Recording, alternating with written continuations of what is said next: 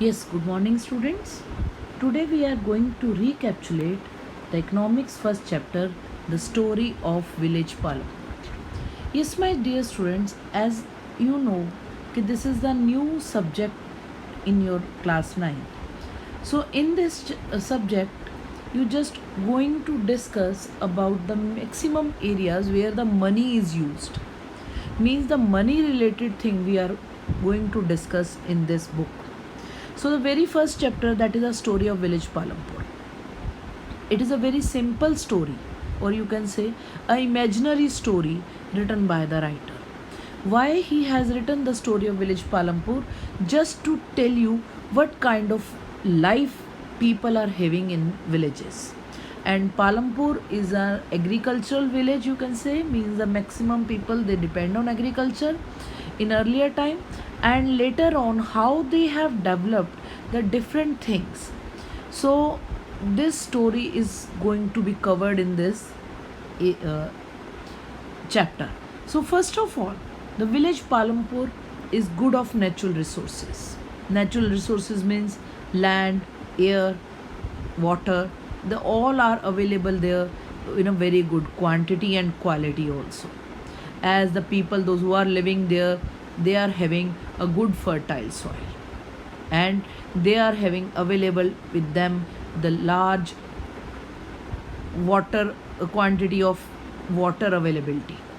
Means they were having a farmers where they are having good agricultural land and produce also. And in this area, first of all I discuss this one, that the Palampur is well connected with the neighboring villages and towns. And later on, as I have told you, that they were totally dependent on agriculture and the dairy products. But due to the well connectivity of the village to the other villages and town, so they are also in the habit of just transporting their goods from one place to another. And definitely when they are having good connectivity with the other cities, so the many of the people they came here, and due to the well connectivity they got the industrialization also in their village.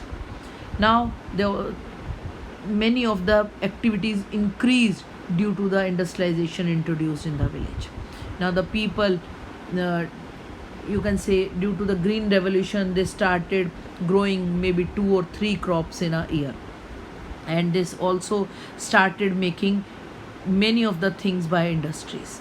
And dear students, as you know, key required some of the things for our industry to for requirements for production of goods and services.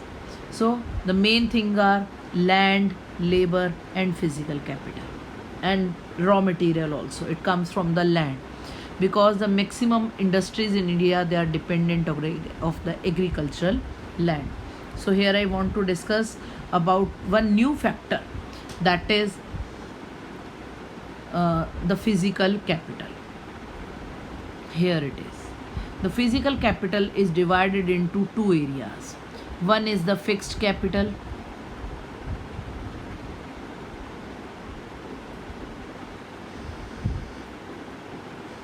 and second is the working capital.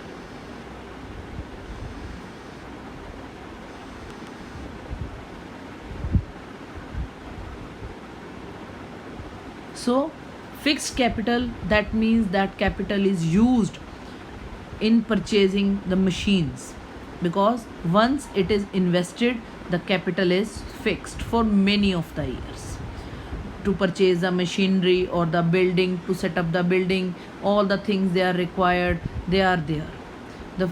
They are used for a long period of time, you can say, for production, as I told you, in using the purchasing the machines or in making the buildings, etc. The second one is the working capital. The working capital means that is used to purchase the raw material. Also, the working capital, it includes to give the money to the people. So means these two type of capital we are having, and it is used for the different areas for the production. Now, as I've told you, the three main areas, the land, labor, physical capital, and the third one is the First one is the land, second is the labor, means the people they are used to employ for the working of an industry. And then capital, I have told you that physical capital.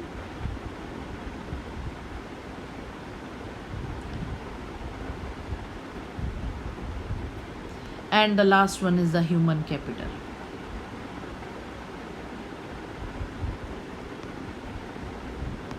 Last was the human capital.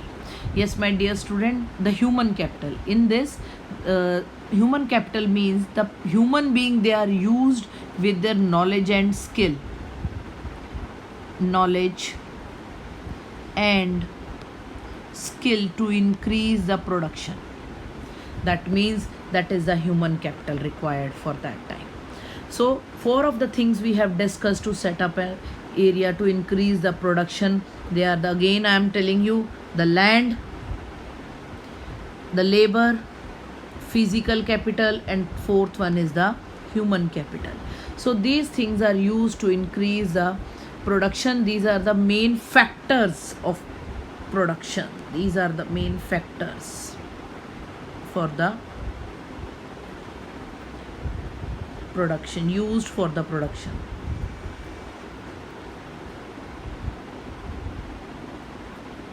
Factors used for the production. Now today I have discussed that it's an imaginary town, that Palampur, and how they have developed the new things because of the good connectivity of the area to the other towns. And second thing, the good availability of soil, water, means the availability of natural resources. And due to the developed, many of the new things were introduced, that is one of the machinery, and good seeds which increase the production of the area. So this you have to revise, and you have to revise these factors again and again, and rest of the things we will discuss in our next video. And that is all for the day. And you have to revise your question and answers as your PA1 is coming, and revise your questions thoroughly.